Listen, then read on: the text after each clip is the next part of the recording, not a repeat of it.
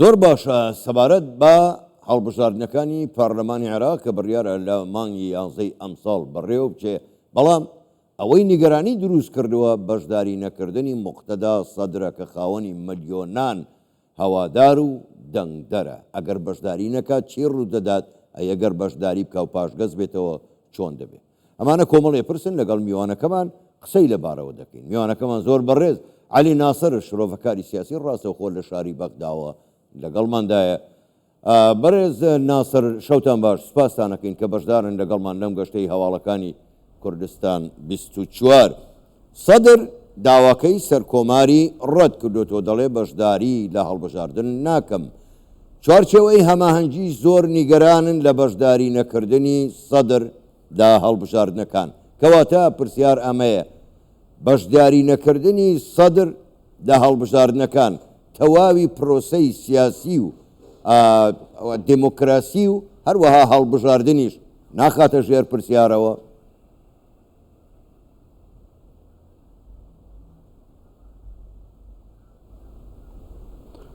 بسم الله الرحمن بنەوەی خۆی بەشندەی میهرەبان، سڵاو و ڕێز بۆ ئێوە و بینەرانتان. بەدڵنیاییەوە دوای ئەو گوتارەی کە سەرۆکۆمار ئاراستەی سەماحەتی سەید موقتەدا سەدری کرد بۆ بەشداریکردن لە هەڵبژاردننی داهاتوودا، هەروەکو چۆن سەرۆکۆمار باسی کرد کەوا پرۆسەی هەڵبژاردن ئەگەر هات و بەشداری ڕوتی سەدری تێدا نەبێت کەواتە ئەو هەڵبژاردنە بەڕاستی کەم و کردی تێدا هەیە، چونکە ڕوتی سەدر بەڕاستی بنکەیەکی جەماوەری زۆر گەورەی هەیە کە پێویست دەکات بەشداری هەڵبژاردن بکات. لە هەمان کاتدا ڕۆڵی گرنگی دەبێت لە سەرخستنی پرۆسەی هەڵبژاردن و پرۆسەی سیاسیدا و لە هەمان کاتدا دەسەڵات دەسەڵات بە شێوەیەکی ئاشتیانە کە هەموو سیاسیەکان خوازیاری ئەوەن لە سایەی ئەو گۆڕانکارانی کە ڕۆژهەڵاتی ناوەڕاستە پێدا تێپەڕ دەبێت. زۆر گرنگە ڕوتی سەدر بەشداری لە هەڵبژاردن بکات دوای ئەوەی کە لە هەڵبژاردننی بڵینکشایەوە لە پرۆسەی سیاسی، بەڵام بەڕێز سەدر ڕایگەیاندووە کەوا ئەو بەڕاستی بەشداری لە هەڵبژاردن ناکات، بەشداری لە پشکپشکێنەی سیاسی ناکات، دەکا وەک خۆی ناوی دەبات. بەڕێز سەدر ئەو پێی وایە کەوا گەندەڵی لە دامەزراوەکانی عێراق هێشتا هەر بەردەوامە. لە هەمان کاتدا ئەو گەندەڵیەی کە کاریگەری زۆری کردوتە سەرگەلی عێراق، بۆیە پێمان وایە کەوا بەڕێگەی ئەم بڕیارەوە دەوێت پامێک بگەینێت کەوا پرۆسەی سیاسی لە عێراقدا بەڕاستی پرۆسەیەکە کێشەکانی گەندەڵی و کێشەکانی هاوڵاتیانی چارەسەر نەکردووە بە هەزاران دۆسەی گەندەڵی کراوەتا بێ چارەسەر ماونەتەوە. کەواتە پێمان وایە کەوا بەڕێز ناسر چاودێرێکی سیاسی زۆر ڕاشکاوانە دەڵێت بایکۆتکردنی سەدر بۆ هەڵبژاردنەکانی عێراق دووبارەکردنەوەی هەمان هەڵەی سوننەکانە کە کاتی خۆیان بەشداریان لە هەڵبژاردنەکاندا نەکرد. ئێوە لەگەڵ ئەم ڕایەدان یاخود ئێوە لەسەرم قسەیە دەڵێن چی؟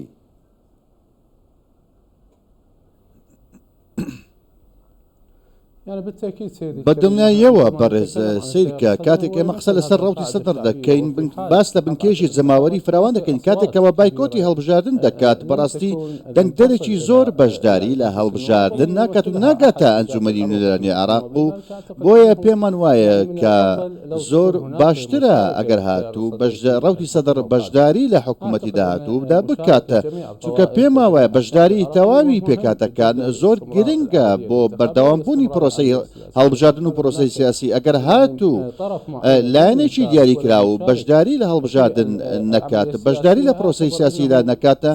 پێمان وایە ئەو کاتە بەڕاستی کێشەیەکێ لە نوێنەرایەتی گەلی عێراقدا لە نێو پەرلەمانی عێراقدا ئەمەش ڕوویدا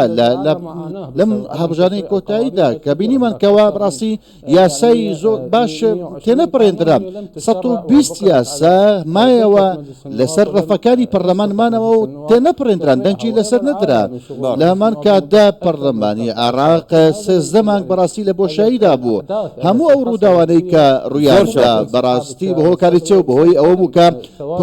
ڕوتی سەدر لە پرۆسەی سیاسیدا کشایەوە ئەو لایەنە سیاسیانی کەواخواین بە ئۆپسیۆن زەدەن و لایەنی گەورەن ئەمانە بەڕاستی کاریگەری هەبووە، لەوانەش ڕوتی سەدر کاریگەری زۆر گەورەی هەبووە لە نێو کاری پەرلەمانیدا. بۆیە لە هەمان کاتدا جارێکە کاریگەری دەبێت. بۆیە پێویستە پێمان وایە تەواوی لایەنە سیاسەکان بەشداری بکەن لەو پرۆسەیەدا. بۆ خۆ دەزانی قەیرانی زۆر گەورە لە عێراقدایە، زۆر قەیرانی گەورە هەیە لە ڕۆژهەڵاتی ناوەڕاستیشدا بەڵام پرسیار ئەمەیە ئایا چوارچێوەی هەمانگی دوجار بۆ ئەوەی عێراق دانەڕمێەوە یاخود دەسەڵاتی شیعی لە دەست شیعەکان دەرنەچێ پێ دوایە ئەم ئەگەرش کراوەیە کە بێت و چوارچێوەی هەمانگی تەواوی دەسەڵاتەکان تەسلیمی سەدر بکات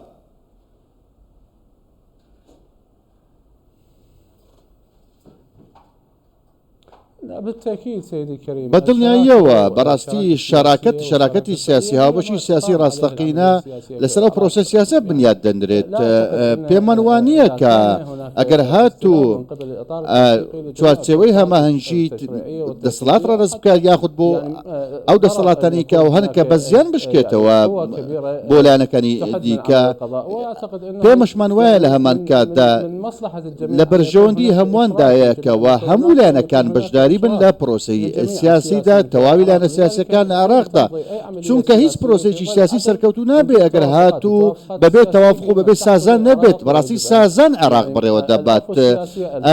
ئەو وەکو عوفێکی سیاسی لێ هاتووە کە پێویستە لە قۆناغی داهاتوشدا بەردەوام بێت لە هەمان کاتدا قۆناغەکانی ڕابردوو دەستیشان بکرێت ئەگەر هاتوو ئایا زیان هەبێت کێشەکان کەڵەکەبوون پێمان وایە هەموو ئەو کێشانە بەڕاستی کاتێک کە کەڵەکە دەبن ئێستا خەریکە چارەسەر دەبن لە ڕێگەی ڕەچاوکردنی ئەو گۆڕانکارانەی کە لە ناوچەکە ڕوو دەدەن لەو ماوەی ڕابردوودا بۆیە پێمان وایەکەوە لایەنە سیاسەکان کەەوە بەشداریان لەو حکوومەتتا کردووە باشدارە لەو پەرلەمانەدا کردووە سەرکەوتوو بوون لەوەی کەەوە تێڕوانینێکی باش بگەێنن باشقام بۆ دۆخێکی باشتر بە وڵاتان بگەینن بڵێ زۆر باشە بەڕێز ئەناسر بۆ خۆت باش دەزانی مقتەدا سەدر خاوەنی ملیۆنان هەوادار و دەنگدەرە چی ڕوەدات ئەگەر هاتوو دەنگدەرانی مقتەدا سەدر دەنگ بە لایەنێکی دیاریکراو بدەن لە دەرەوەی چوارچێوەی هەمانگی دوجار چوارچێوەی هەماهەنگی ئەنجامەکانی قبول دەبێت کە ئەگەر بات و بگۆڕێت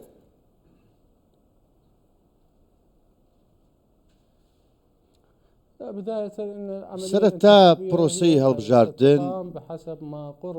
هەروەکو چۆن بڕیاری لێدراوە لە مانجی 11 ئەم ساڵ ئەنجام دەدرێت لە کاتی خۆیدا لە وادەی خۆیدا ئەنجام دەدرێت ئەگەر هاتوو کێشێکی گەورە ڕوونەدات لەو وادەیەدا لە 11 ئەنجام دەدرێت یاخود لە وادەیەکی دیکەدا ئەنجام بدرێت پێمان وایەکەوە پرۆسی هەڵبژاردن بە پرۆسەیەکی باش دەبێت دەنگدان خەڵکێکی زۆر بەشداری دەکات زیاتر لە 90 ملیۆن دەنگدەری عراقی بەشداری لە هەڵبژاردن دەکەن کە ئەمانە کاتی بایەمەتوریان بۆ نوێ کراوەتەوە بۆیە پێمان وایە کە هەڵبژاردن لە وادەی خۆیدا بە شێوەیەکی باش ئەنجام دەدرێت ئەگەر هاتوو ڕەوتی نیشتیمانیشی عەش بەشداری بکەن واتە ڕەوتی سەدر بەشدار بێت ئەو کاتە وێنەکە زۆر باشتر دەبێت پرۆسی هەڵبژاردن زۆر بە باشتر بڕێوە دەچێت ئەگەر هاتوو ئەوان بەشداری بکەن بەڵام ئەگەر هاتوو ڕەوتی سەدر بەشداریش نەکەن پێمان وایە هەڵبژاردن ئەو کاتە هەر دەکرێت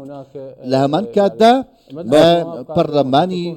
حکوومەتی نوێی عێراق پێک دەهێنرێت ئەگەر هاتوو ڕەوتی سەدرش بەشداری نەکەن ڕەوتی سەدر لە هەمان کاتدا بەڕاستی ئەمە لە هەمان کات وێنە گەورەکە تەواو نابێت وەکو باسمان کرد و بۆیە گرنگە ڕەوتی سەدر بوونی هەبێت لە وێنە سیاسەکەدا زۆر گرنگە لەنگرانی ئەوان و دەنگدرانی ئەوانش دەنگ بدەن لەو پرۆسەیەدا چونکە ئەمە ڕەنگە نوێنەرایەتیان لە پەرلەماندا نەبێت بەڕێز سەیدکە لە ڕووی کردداریەوە پێمان وایەکەوە ئەگەر هاتوو دەنگدانیش کەم بێت ڕێژەی دەنگدانیش کەم بێت ئەمە هیچ زیانێکی بۆ پرۆسی سیاسی لە عێراقدا نابێت تا نادەن زیانی بۆ پرۆسی هەڵبژاردنیش نابێت بۆی ئەگەر هاتوو هەندێک لایەنی بەشداری بکەن ئەو کاتە هەڵبژاریش هەر دەکرێت بەبێ ئەگەر لایەنێک بەشداری نەکات بۆیە ڕەوتی سەدر بەڕێز سەدریش ئەوە زۆر باش دەزانێت ئەگەر هاتوو بەشداریش نەکات ئەوە هەڵبژاردن هەر دەکرێت ئەویش باش دەزانێت ئەمە بەڕاستی ڕەهەندێکە ئەویش دەزانێت بۆیە ڕەنگە زۆر باشە بەڕێز ناسر بەشداری بکاتە هەموو سینۆریەکانیشی بەڕاستی گاوان و سینەریۆ ڕاستەقینن بەڕێز ناسر ئەگەر وەڵامی ئەم پرسیارەشم بە کورتی بدەیتەوە من سوپاست دەکەم عێراق هەڵبژاردن دوای هەڵبژاردن دۆخی لە خراپەوە بۆ خراپتر دەچێت کەواتە ئەم هەڵبژاردنە چی لە دۆخی ئابووری سیاسی دۆخی خەڵکی عێراق دەگۆڕێ لە خراپەوە هەر نایبە بۆ خراپتر وەکو هەڵبژاردنەکانی پێشوو ئەگەر بە کورتیش وەڵام دەیتەوە من سوپاست دەکەم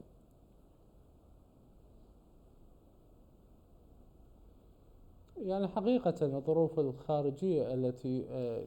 زعزعت ئەو دۆخە دەرەکیەی کە بەڕاستی دۆخی عراقی شڵەژاندووە بەڕاستی خۆی دەسەپێنێ بەسەر عراقدا لە ڕووی ئابوووریەوە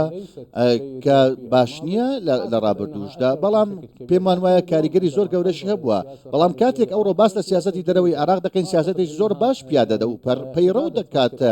توانوێتی بەڕاستی بەرژەوەندیەکی هاوسەنگی هەبێت لە هەمان کاتدا سەتا هەفتای سیرکە ئەو غازە هاوڵەی کە هەیە تەنانەت کە توانوێتی جێگرەویی بۆ بدەزێتەوە